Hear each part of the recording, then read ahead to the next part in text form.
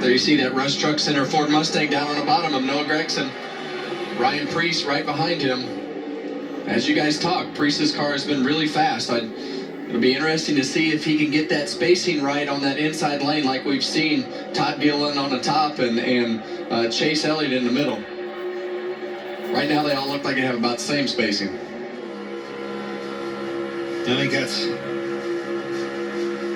And all this at 185 plus miles per hour. There you go. You see Preece locked to the back bumper of that 4 car. I'd like to see him stay attached just a little bit longer getting into the corner right there, but that's something that as you get used to it and you're up there doing that all race, we've talked about this leading into these races before. When you can come off the corner right like that and be attached really quick off the corner and keep that spacing a little bit closer than that all the way down the straightaway, reattach out of the tri-oval, that's when you start to make time. And to your point, that's exactly what's happened on that outside. They had to detach as they went through the tri-oval, but as they get better at that and the laps progress towards the end of this stage, you'll see them pushing harder and harder. Which is why we want to race up front. We want to be able to be a well-oiled machine at the end of this race so that you know whether to drag the brakes, dump the throttle, whatever that method is to keep that spacing correct.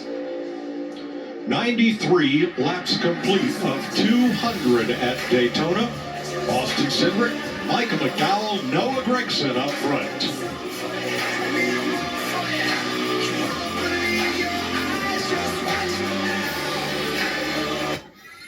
Rouse seemed like his Rouse was in thousands for Chevrolet with Chris Buescher in tow in the 17. There's Buescher there as well.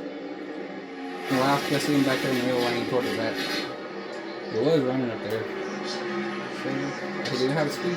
On turn 4 and 2 laps to halfway, which would make tonight's race official. Starting to see some new players. Driver leading at halfway on the Daytona 500. Only twice since 1992 was Denny Hamlin both times. Two got damaged. Joey Logano up 17 positions since he got back on the lead lap.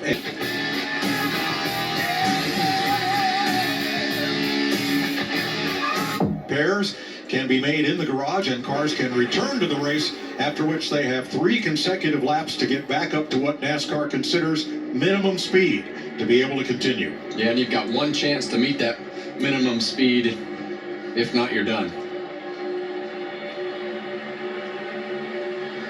But I like the new rule. Gets these race cars back out there. If it's a bolt-on piece, and you know, we saw a few times last year where they couldn't get that car out there, and it was a shame. Hey guys, just to put a period on Joey Logano and his issues, Jamie Little told me it was that piece of plastic we saw on the grill opening earlier that went up through the ductwork into the throttle body area. I know it looked like there's a filter there, but actually that throttle body is aluminum and it has big holes in it. There it is right there. Yeah, we remember that back from earlier in the race. Went right through there. They replaced the ECU. That was not the issue. He came back in after getting the free pass. They replaced the throttle body. They sent Logano back out, and fellas, that could be bad news for the rest of the field. That car has been fast all week. Looks like my stock portfolio. Yeah. Well, it's definitely been a roller coaster ride for Joey Logano, and I think it was right there, don't you? Yeah. Well, like we talked earlier, he has the car that is fast enough to be up here leading this race, and he's picking them apart one by one. And there are his teammates up at the front, Cindric and Blaney. Bubba Wallace, winner of his qualifying race here on Thursday night. Picking up the win, bringing Michael Jordan the trophy over to Jordan's suite on the back straightaway. And carrying a celebration. Looking to celebrate again tonight in that 23. And Logano found that hole. Excuse me, found that hole, slipped up in front of Wallace right there. Got him another one.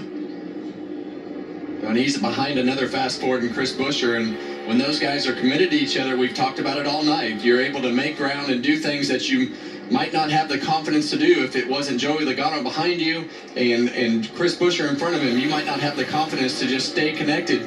But those cars are fast and making ground. I never would have dreamed he would have had a chance to get back up in these with point situation for this second stage, and here he is. Toyota top performers with 8 laps to go in stage 2. Riley Herbst was involved in the accident at lap 71, had some damage, but he's back up in 5th. Eric Jones in 6th. Ty Gibbs, Bubba Wallace, all in the top 20. Yeah, and you see that damage still on that 35 Monster Energy car there of Riley Herbst, but he's done a great job in putting himself in a position to have a chance here at the end of this stage.